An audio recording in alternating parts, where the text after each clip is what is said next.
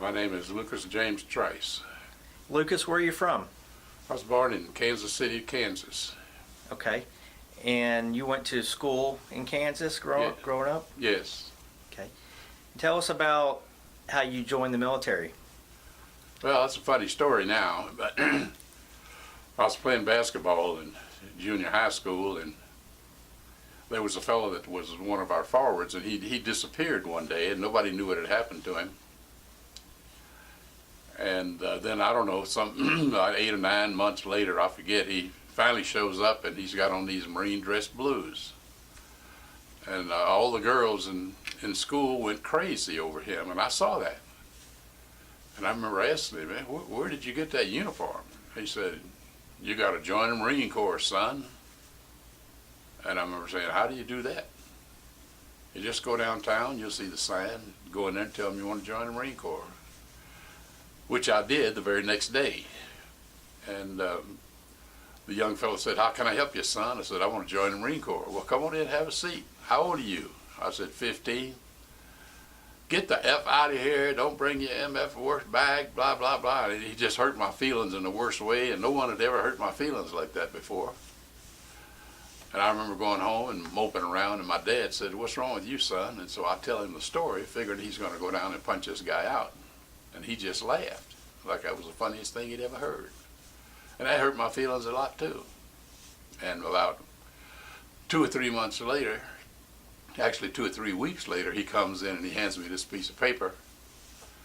And it was my birth certificate. And I remember looking at it and I said, Dad, the date is wrong on here. And he said, do you want to join the Marine Corps? I said, yes, sir. And you were born in 1936. Yes, sir.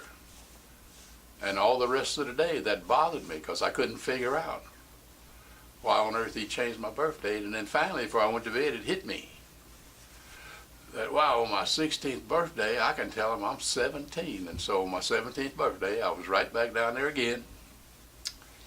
And that's where I signed up, thinking the minute I signed up, I'd get my uniform. And the girls are going to be mine now. Well, as luck would have it, the minute you sign up, then they start kicking on your butt really bad, and they just never stop. And so then I found out it cost like 3.5 times my base pay to buy the blue uniform, and I never saved that amount of money, so I never got the blue uniform, and I never got the girls. So once you were in the Marine Corps, where did you go for training? I started out in San Diego. Okay. And I did my boot camp there, and then went to Pendleton for combat training, and then on to the Aleutian Islands for cold weather training. Okay. And I see you're wearing a Korean War veteran hat. Yes, sir. So you served during the Korean War. Yes, sir. Did you make it over to Korea? Yes, sir. Tell us about that. Well, I didn't stay long, and when I got there, they put me in a relatively newly formed helicopter squadron. And I remember a fellow asked me if I knew anything about a .50 caliber, which I remember firing, and so I told him, well, sure, I know all about that. So he said, okay. So they gave me a job as a door gunner on a helicopter, and we were on an air-sea rescue mission. You know, I would get instructions from the pilot or the co-pilot to tell me where to fire, and I'd put a bunch of rounds down there. Mm-hmm. So here, you know, at my tender age, I thought I was the meanest guy on the planet. Mm-hmm. And what I didn't know until I got back to the States was that most door gunners got killed because the Chinese who had entered the war then, they didn't care about pilots. They only cared about door gunners because they're the ones that hurt you with those 50s. And so I was just lucky to get back alive. Wow.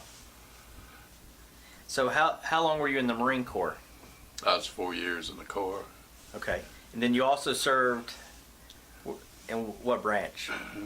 Well, I got out and I ended up taking a GED, which surprised me, and I passed it the first time, and then I found a job at Bendix and Boeing, okay, at Boeing Aircraft Company, and so then I went and I enrolled at Wichita University, and I didn't understand anything. Everything was totally foreign to me, and the only thing that saved me was they laid me off after I was there for like a month and a half, so I lost my money and I was depressed.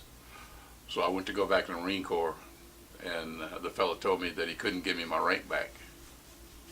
And so I told him, well, you didn't give it to me the first time. I earned it. He said, well, I'm sorry, son. It's our policy. If you've been out over a year, you can't get your rank back. So I was really aggravated, and I remember going out and slamming the door, and as I looked across the street, there was an Air Force recruiting station. And so I went there, and they gave me everything I wanted, you know. It was like a cakewalk. So going from the Marine Corps to the Air Force, did you have to go through basic training again? They sent me to Texas, which I thought, why on earth would you send me to boot camp in the Air Force? But they never woke me up. They just left me in bed. Everybody would have to get up, I think at 6 o'clock, go do whatever they did, and I'd just stay in bed. And,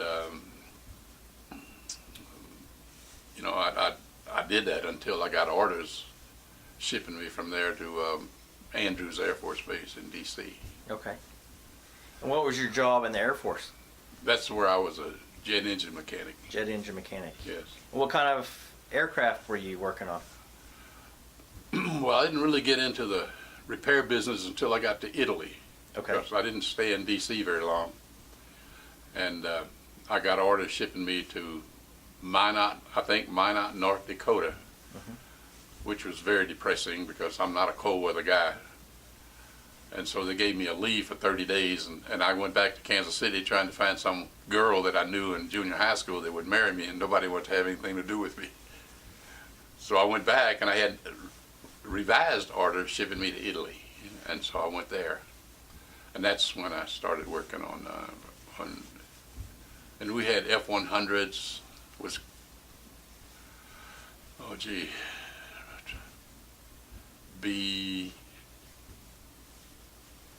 I forget the call letters of the little bombers they had, 58s, B-58 I think it was. Okay. Because they had J-75s in those, and then 104s, which I think had the speed record. And then, but mostly I worked on engines for the F-100, I think it was called. Okay. Yeah. They were J-57s. Okay. Did you like being around those aircraft? Oh, I loved it. Yeah, I absolutely loved it. It was just great. And there was a fellow named Smitty that came over right after I did, and we ended up heading up the 2 repair crews.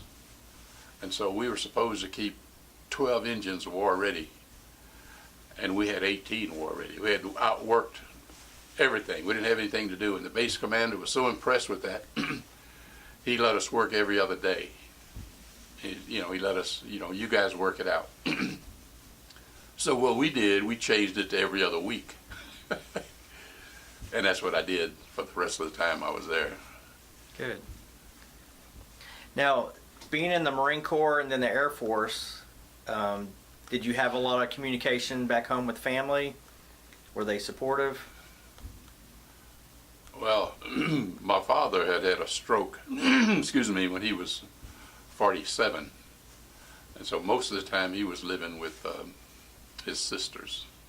And so he was either in Chicago or somewhere in Los Angeles, so I didn't see much of him. And I have 2 younger sisters. Okay. And 1 older sister. My 1 older sister, she got married pretty early. So, I was sending a little money home every paycheck because my 2 younger sisters ended up in the house by themselves. My mother left them. Okay. And I didn't know that part, but I was just sending a little money back for support. Do you consider yourself a Marine or a airman? I've been a Marine my whole life. I could show you a picture when I was a child, maybe 4 or 5 years old, when my dad put me in a uniform. I think it was a Marine Corps uniform. And so I was like trained to be a Marine from the time I was born. And in what I've been through in life, one of the most significant things I've ever done was join the Marine Corps. Because what they did, basically, if I would explain this to some of the younger fellows, which I've done, they teach you to be a man, and that was really important to me. And I've never let go of that. So I've been a Marine Your whole life. forever, since '53. Now, who had the better food, the Marine Corps or the Air Force? Oh, the Air Force, without question. Yeah. Yeah, that was Marine food was survival, and Air Force food was it was like celebrity food. I mean, just the whole thing was different. How you lived, everything about it was totally different. I absolutely loved the Air Force and the Marine Corps, but the Air Force was great also. Do you think the single ladies out there like the Marine Corps uniform or the Air Force uniform better? Oh, without question, this Marine Corps. I mean, without question. Do you have any other experiences from either the Marine Corps or the Air Force that you want to share with us? Again, I think the major thing that I learned in the Marine Corps, I was in the Marine Corps and I was trained by World War II vets, and they were tough. They were really, really tough. And so there was no video games. There was no games. They taught you to kill people. And I remember when I got back from cold weather training back to Kansas City, and I was in my green uniform, but I was downtown and I saw this lady come out of the store, and she was probably Chinese maybe, or I don't know, but she looked to me like she was Korean, and I remember reaching for my pistol.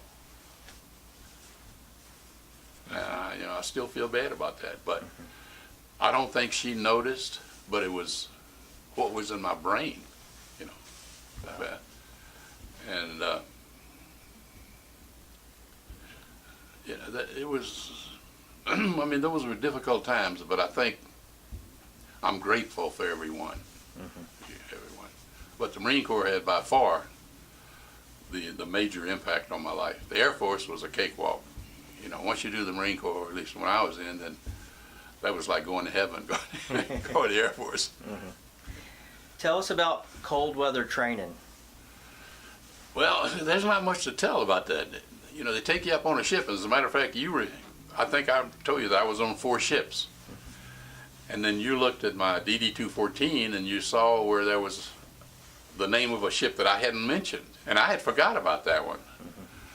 They take you up on a ship and they just dump you off on this island with minimum supplies, and you're supposed to survive. So you end up putting up a little tent.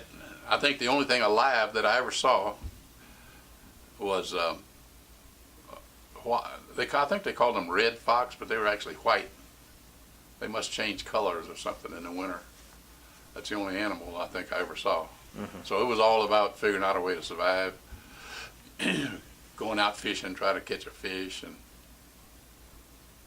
there were really nothing to hunt over there. So it was mostly surviving the cold weather. Right. That was the main objective. How cold do you think it was? It was cold. It was cold.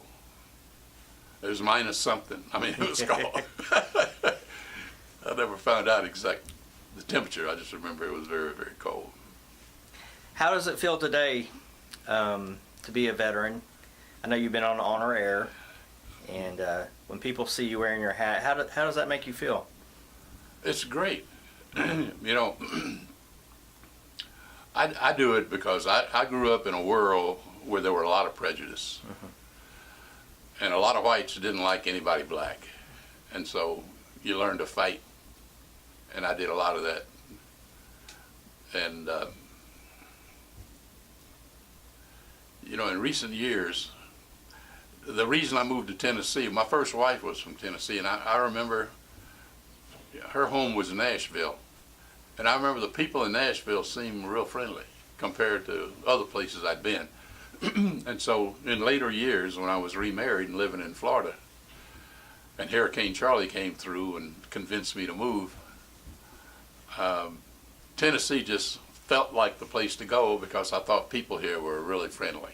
And so And one thing that has happened to me that's kind of verified that is in the 11 years that I've lived here, there have been 14 occasions where I've been in a restaurant eating and I get ready to leave and my check was already paid for. Wow. 14 times. And that never happened to me anywhere else. And I never can figure out who it is because they're always gone and the waitresses never tell you. But to me, it's just an indication of how respectful people in Tennessee are toward military. Yep. So I wear my hat constantly.